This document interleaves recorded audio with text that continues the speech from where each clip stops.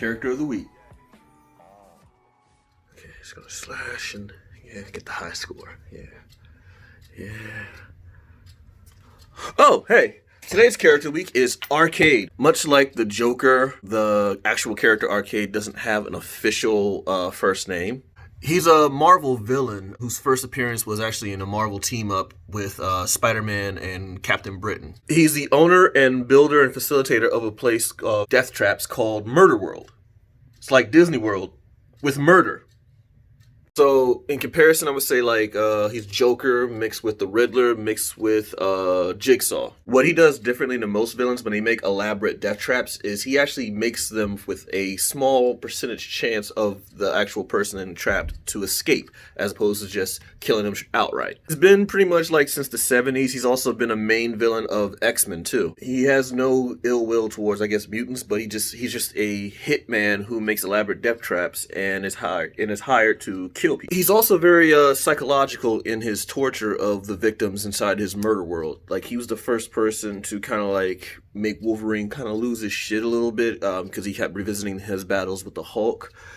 He's also the one to kind of bring to the forefront of Storm's claustrophobia, because before then she never really confided anybody about some of her fears. So there's always that too. He has a psychological advantage, so somehow he either is a dossier or some type of file on his victims. There was a version of him in the X-Men animated show, X-Men Evolution. He went by the name as Weber Torque, who was a kid who just really loved computers and thought the Danger Room, or the video feed from the Danger Room, was a video game, and he was actually pitted against the X-Men unwillingly. A more true-to-form version of him in media would be the Ultimate Spider-Man cartoon, which actually featured him in the 70s get-up, but with a modern-day video game twist with the younger Peter Parker teaming up with Wolverine and Captain America.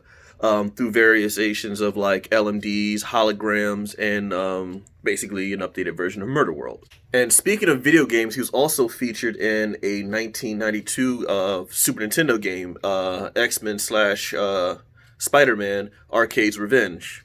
That game was pretty hard. Also been in various other comics, like the Ultimate X-Men as a big game hunter type guy.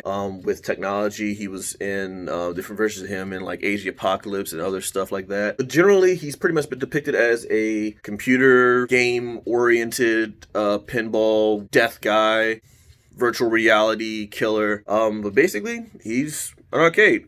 So whenever you think of Arcade, always remember that you lost the game. Back to you guys.